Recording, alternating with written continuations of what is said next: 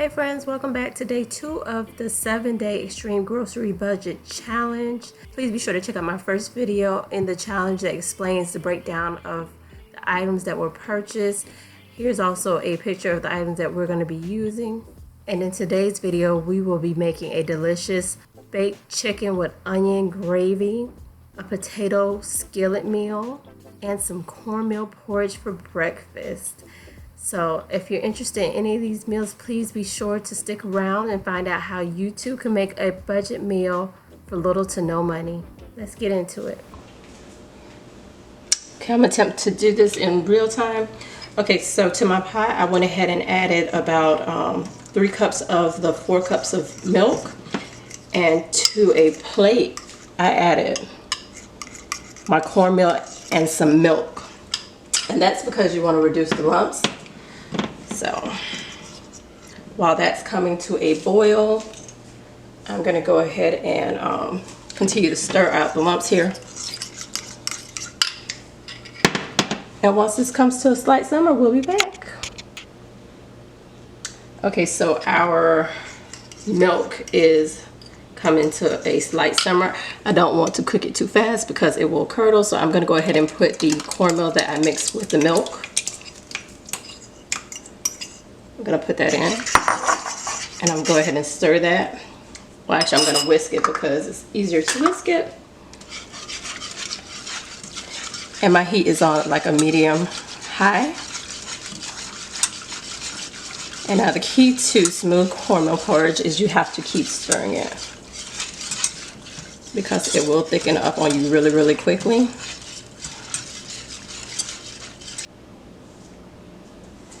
Okay, so I'm back, and I just went and got an extra cup of water just in case, because sometimes this will thicken up on you really quickly and you want to have some water on hand. So to the mixture, while it's not yet bubbling or anything, I'm going to go ahead and add my vanilla, and that's about a tablespoon of vanilla. I'm going to add my sugar. I'm going to whisk that around, and the reason why I add the sugar now is because the sugar will thin out the cornmeal porridge.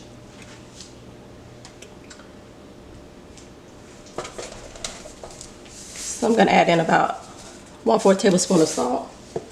That's to balance out the sugar.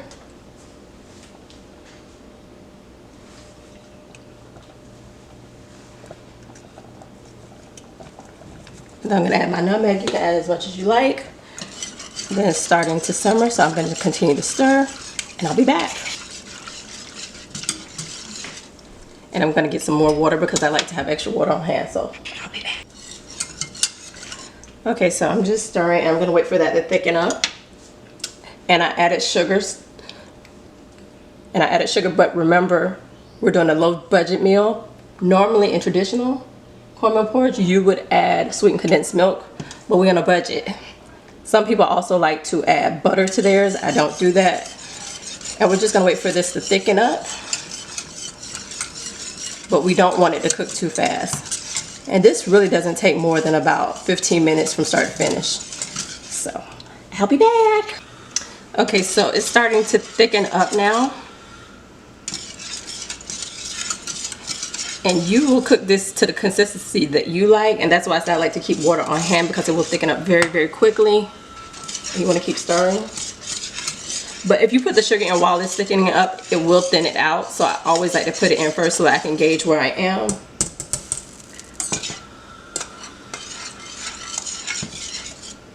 So I'm just going to keep stirring that. Alright, so that's where we are right now. So it needs about 2 or 3 more minutes.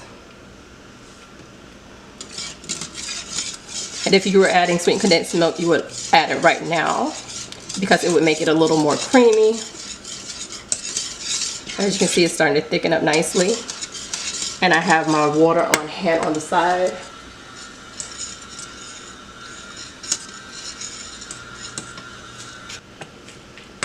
Alright, so it's starting to thicken. And see, it thickens very fast, so I always have water on hand, because you can make this thinner, but you can't make it thinner, because while it's cooking, you cannot add any more cornmeal to it, because it'll be terrible, it'll be grainy. So I'm just adding a little bit more water because it's thickening up.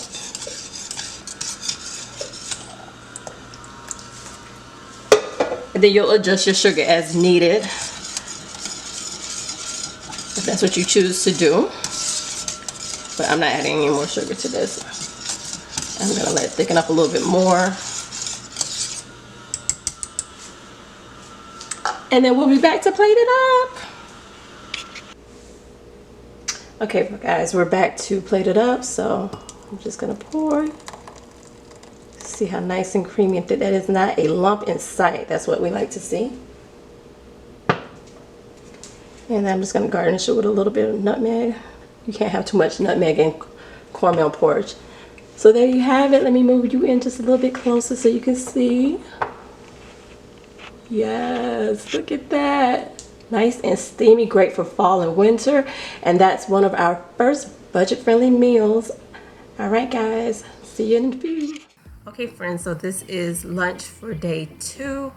And we're gonna be making a potato skillet / hash.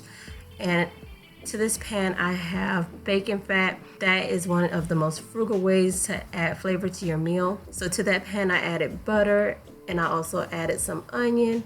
So I'm just gonna stir all that around. I've cut up about 6 potatoes, and I was supposed to get 5 pounds of potatoes, but they only sent me 3. So I ended up with way less potatoes, but that's okay because we're gonna make a delicious meal out of this. So to the potatoes, I'm gonna be adding seasoning salt,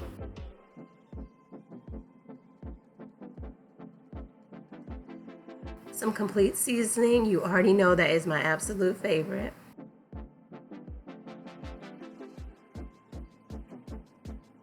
And some paprika for color.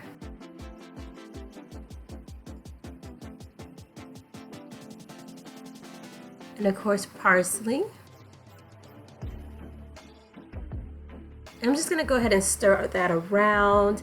And I don't wanna put too much salt or anything to this pan because the bacon grease has so much flavor. And here's what it looks like after a few minutes of sitting in the pan. And you just wanna get it brown on the bottom because I always say brown equals flavor. So we're gonna try to get some brown throughout the potatoes, and we just want everything to melt together so the delicious onions are caramelizing along with the potatoes. So I'm just gonna stir that around and keep stirring to make sure that everything's getting incorporated. So I had some extra eggs from yesterday's meal, so all I did was just add that here. And this is basically a breakfast for lunch, but if you have extra things such as sausage, bacon, or whatever, you could throw this in there and you can bulk this up with veggies. But this was perfect for my family because it had just enough bulk in it for everybody to get a nice plate. And this was lunch for day 2. All right, and now on to dinner for day 2. Okay, so we're gonna make baked chicken. So here I have clean chicken, and these are thighs and drumsticks. And I have 6, 1 for each person. And I'm going to use the seasons that I like. You use whatever you want. The whole point is the baked chicken, you can make it do what it does. So I'm going to be putting Creole seasoning, which I love to put down everything.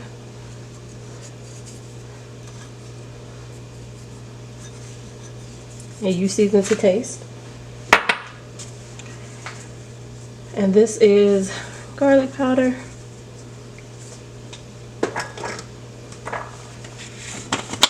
And then this, you know I have to have this, it's on everything. So that's that. Gonna add a little black pepper. And then some onion powder.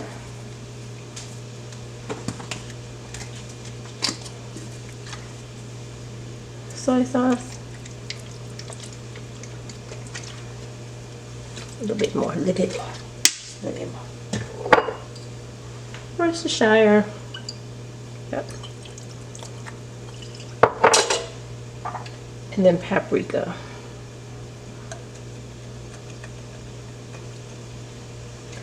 And I'm also going to add some Mrs. Ash because I have some I actually need to get rid of it. Had it in the shelf too long. And then lastly, Italian seasoning. So baked chicken is pretty basic. You put whatever you want on it and it still tastes delicious, so I love it. And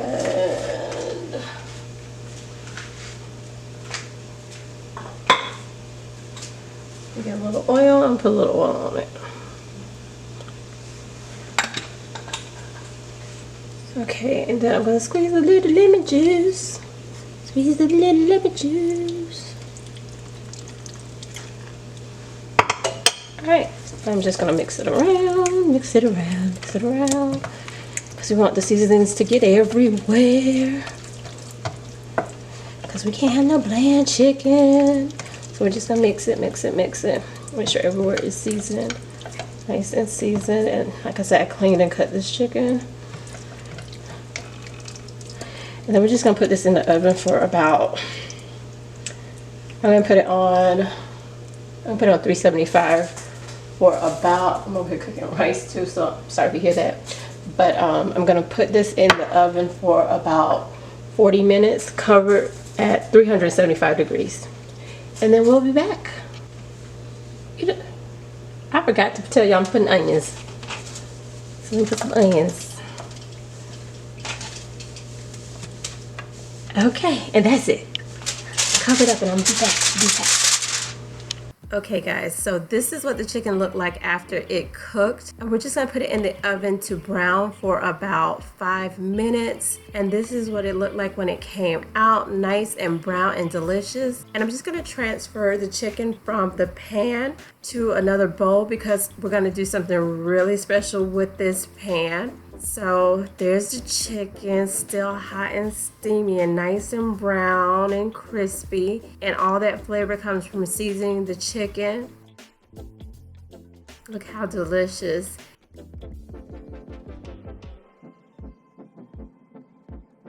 Oven baked chicken is so underrated. It is so easy. You can just stick it inside the oven, leave it, forget it, and then come back and you have a meal.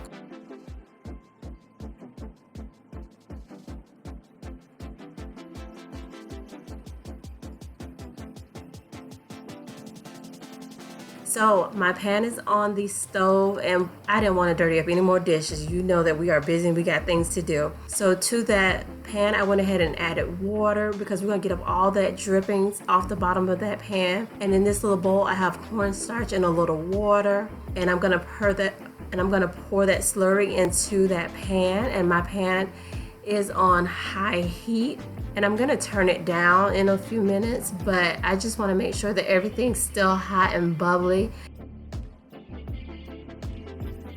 As you can see, I'm just gonna use my spatula to get all of that pan dripping up. And that cornstarch is gonna thicken that gravy into something so delicious. No need to add anything here other than the water and the cornstarch.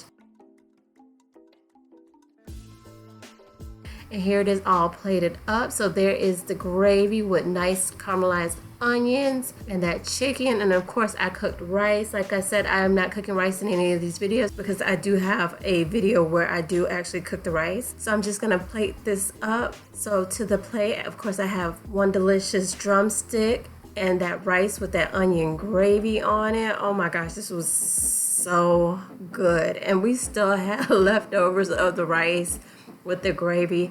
But yeah, this is delicious, so you have to try this meal. So that's it for day 2, friends. Be sure to check out my upcoming videos where we go through 7 days of meals. So I have 5 more videos for you to see. So until the next video, friends.